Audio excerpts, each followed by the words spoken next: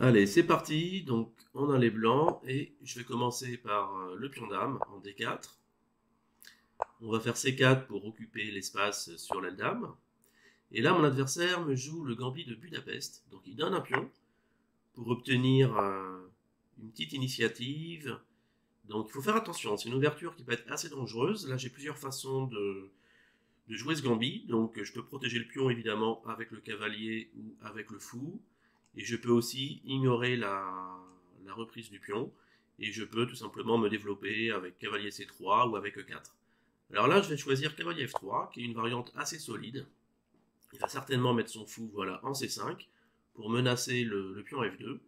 Donc ça m'oblige à faire E3, ce qui enferme provisoirement le fou C1.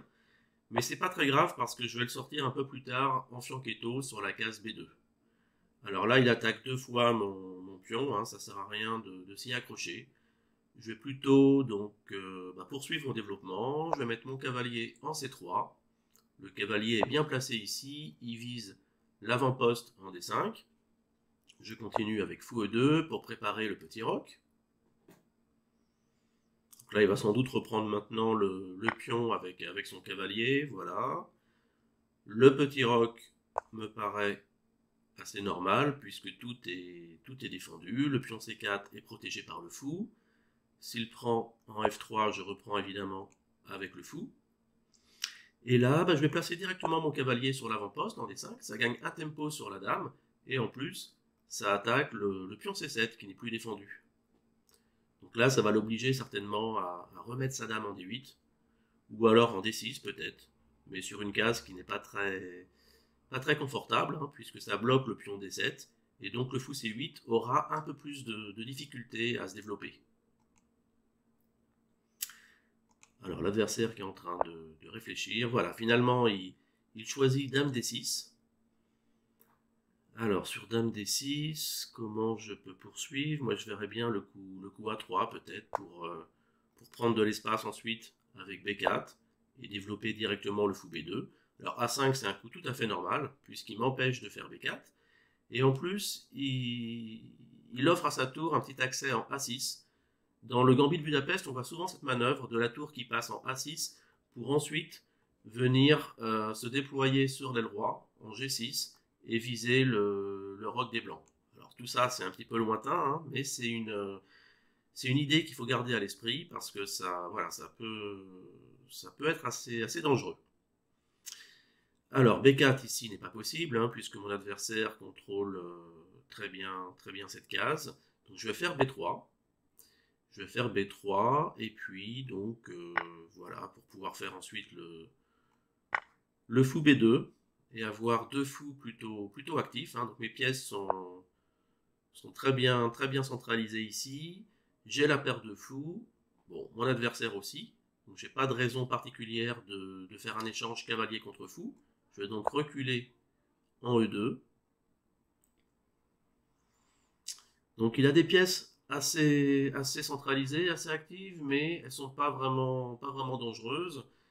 Et ce qui est important ici, c'est que j'ai quand même un peu plus d'espace grâce à mon pion C4 qui permet à mon cavalier d'être bien centralisé en D5. Donc voilà, ça me donne un petit avantage assez durable avec les blancs, une position assez agréable à jouer. Et par la suite, je vais essayer évidemment de placer mes tours plutôt au centre, sur des colonnes donc semi-ouvertes pour la colonne D. Et puis sur la colonne C, bon, c'est une colonne aussi intéressante parce que je vais essayer petit à petit d'avancer mes pions sur l'aile dame pour prendre un peu plus d'espace. Alors C6 pour chasser mon cavalier, hein, mais c'est une petite concession parce que maintenant je vais pouvoir reculer mon cavalier en C3 ici. Et donc il va se retrouver maintenant avec un pion D7 arriéré, c'est-à-dire que s'il met en D6, je vais pouvoir donc taper dessus, avec le cavalier en E4 par exemple, et puis avec les tours sur la colonne. Et puis s'il vient jusqu'en D5, une fois que la dame sera partie, eh bien je pourrais faire un échange de pions, et le pion en D5, soit il se fera manger, soit il restera isolé, dans le meilleur des cas pour lui, et donc voilà, ça sera une cible, j'essayerai d'attaquer par la suite. Alors, dame G6, donc évidemment, mon adversaire cherche du contre-jeu sur l'aile roi, c'est bien normal, hein, il ne va pas rester comme ça avec une position passive.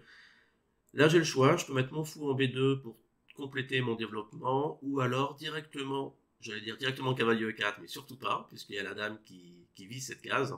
Je voulais attaquer le fou et profiter de la case D6, mais voilà, c'est pas possible pour le moment, puisque je défends pas cette case, donc je vais faire fou B2. Fou B2, et puis après, voilà, il faut que je trouve un moyen de mettre mon cavalier en E4. Alors je sais pas comment encore. Peut-être en faisant fou F3, et dans ces cas-là, ça donne la paire de fous, c'est un petit peu embêtant. Alors là, mon adversaire menace fou H3 pour faire mat en G2. Et après fou H3, donc évidemment je ne pourrais pas prendre son fou puisque le pion G2 est cloué.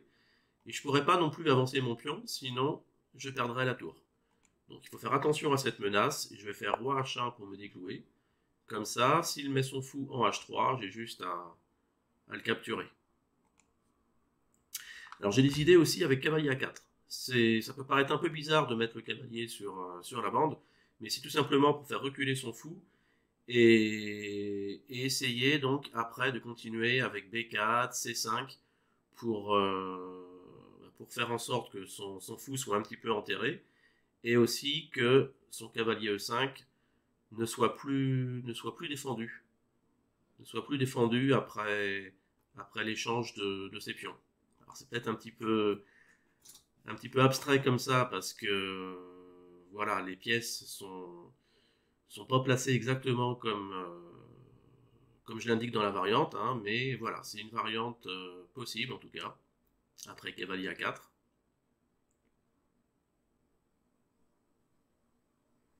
Alors à la place de mon adversaire, je pense que je jouerais fou F5. Voilà, fou F5, il développe son fou sur une case active, il va pouvoir ensuite mettre sa tour face à son pion faible pour le soutenir plus efficacement. Alors là-dessus, j'ai bien envie de faire cavalier A4 quand même. Cavalier A4 quand même. Pour obliger son fou à reculer. Et garder donc mon idée avec le coup C5. Alors, il y a juste un truc qui m'embête, c'est que quand il va mettre sa tour en D8, évidemment, il y aura un vis-à-vis tour dame, et ma dame n'aura pas de très bonne case. Elle pourra pas venir en C2, évidemment. Alors là, cavalier D3, j'avais pas du tout pensé à ce coup. C'est vrai que son cavalier est bien défendu par le fou, par la dame. Donc si je le prends, il y a le fou qui reprend. Ça me dit trop rien de voir son fou arriver sur cette case. D'un autre côté, j'ai pas trop envie de donner mon fou de case noire comme ça. C'est un fou qui est quand même puissant sur cette diagonale. Donc, bon, c'est pas l'idéal, mais je vais faire fou C3 pour conserver mon fou. Et puis après, bon, son cavalier, je pourrais peut-être... alors, je pensais à F3, E4 pour couper la défense de son cavalier. Mais sur F3, le problème, c'est que mon pion E3 n'est pas défendu. Et il pourrait s'en emparer directement avec son fou. Donc F3 n'est pas possible. Le coup C5 maintenant, c'est plus possible parce qu'il y a son cavalier qui contrôle également cette case. Donc ça, c'est un petit peu embêtant. Je vais peut-être faire preuve de patience. Je vais mettre ma dame en D2. Et puis ensuite, placer ma tour en D1 pour attaquer le cavalier une troisième fois. Ça me paraît le plus raisonnable. Bon, en tout cas, là, je pense pas avoir du tout l'avantage. Hein. J'ai une position qui est très solide. Il y a une petite faiblesse toujours en D6, mais par contre, cette faiblesse, je pense qu'elle est compensée quand même par un jeu de pièces assez actif de mon adversaire. Alors je me rends compte aussi qu'il y a le pion A5 qui n'est pas défendu. Donc, est-ce que j'aurais pu le prendre juste avant? Ce n'est pas sûr, parce que madame était encore en D1, et sur fou prend A5, il aurait pu faire fou prend E3. Fou prend E3 pour récupérer son pion, et si je mange le fou, il récupère le mien avec sa tour.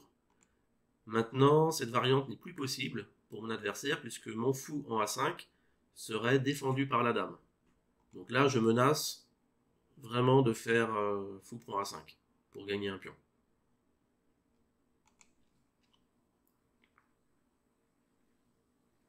En plus, il peut pas faire tour D8 tout de suite parce que sur fou prend A5, j'attaque sa tour, je gagne un tempo. Donc là, ouais, je pense que j'ai un bon avantage. Alors il fait B5 pour, voilà, pour rester très actif. Je trouve que c'est bien joué de sa part parce que mon cavalier, s'il revient en B2, ça lui permettra de faire un échange de cavaliers et de soulager un petit peu la pression qu'il y avait sur celui-ci. Alors la question là, c'est est-ce que je prends d'abord en B5 ou est-ce que je recule d'abord le cavalier? Voilà. Je pense que prendre en B5, ça peut l'arranger parce que ça va ouvrir une colonne supplémentaire, la colonne C. Et comme il a un jeu de pièces déjà actif, j'ai pas envie de lui ouvrir des lignes supplémentaires. Donc je vais plutôt faire ça. Et si on échange les cavaliers, je vais reprendre certainement avec la dame pour avoir une belle batterie fou-dame dirigée sur le pion G7.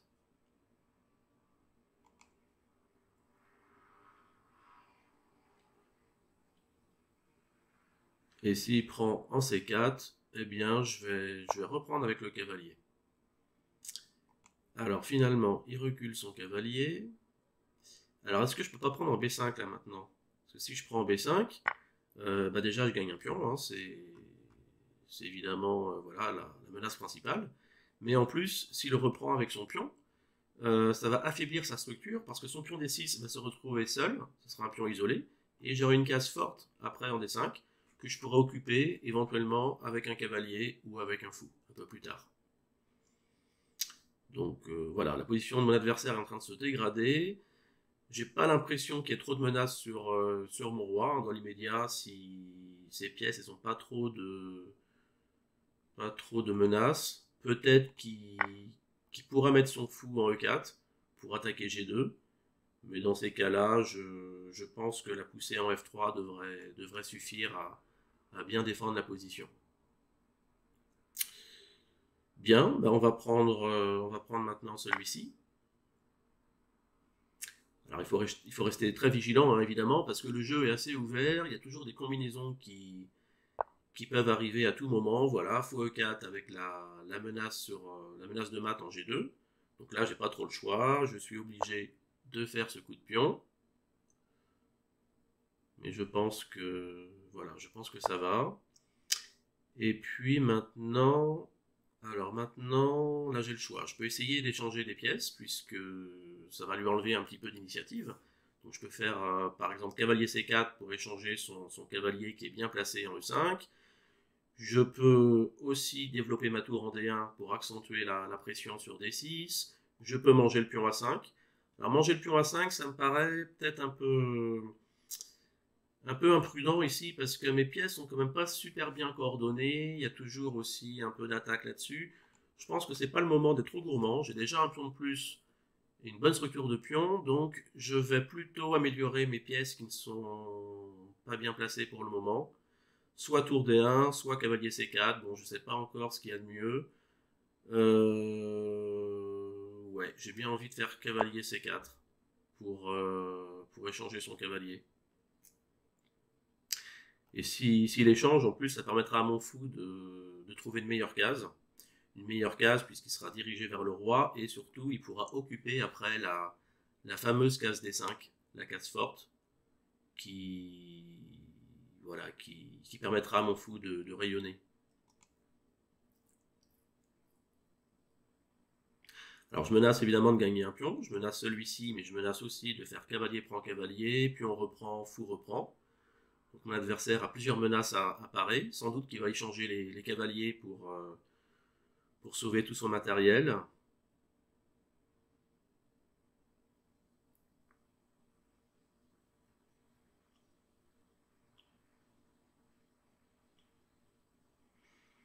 Alors on voit le temps qui diminue aussi, donc il va falloir être encore plus attentif, plus concentré. Il y a quand même 2 secondes qui se rajoutent après chaque coup voilà, pour faire en sorte que la partie ne se termine pas un peu n'importe comment à cause du temps. Donc 2 petites secondes de rajout, Ça peut bien aider en fin de partie, quand il s'agit de mater l'adversaire avec très peu de pièces.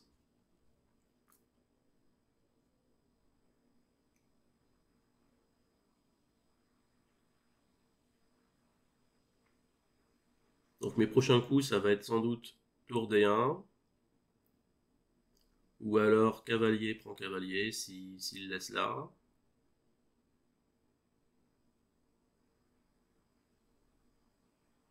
Je peux aussi faire E4. Le coup E4, ça a du sens, puisque ça me permet de me débarrasser de mon pion arriéré.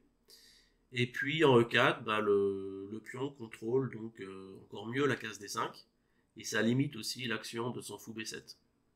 Donc c'est également aussi un coup candidat en fonction de ce que mon adversaire va faire. Alors il fait D5, mais là D5 c'est une grosse gaffe, hein, puisque le cavalier n'est plus défendu, donc j'ai juste à prendre ce cavalier, et j'ai une pièce de plus. Bon, c'est un petit peu dommage de jouer cette position alors que voilà, la position était très, très tendue. Là, il attaque mon fou, mais j'ai bien envie de simplifier en fait un peu les choses. Enfin, j'ai le choix. Je peux jouer cavalier D7. Ça fait une fourchette dame tour. Il va prendre mon fou, je vais prendre sa tour, il va reprendre. Ça fait que j'aurai une qualité de plus au final. Bon, finalement, il abandonne. Voilà, il a dû voir que ce coup-là lui posait problème. J'aurais pu faire aussi A4 pour sauver mon fou. Mais après le coup A4, mon adversaire peut récupérer un pion en faisant dame prend E3, dame prend dame, fou reprend. Donc ça me fait une qualité de plus pour un pion. Bon, avec une position quand même très très supérieure, hein, étant donné qu'il a en plus des pions faibles en D5 et en A5. Mais bon voilà, je pense que le coup cavalier D7 aussi était tout à fait intéressant pour simplifier la position et obtenir une fin de partie voilà, très très avantageuse. Bien, ben je vous dis à bientôt pour une nouvelle partie.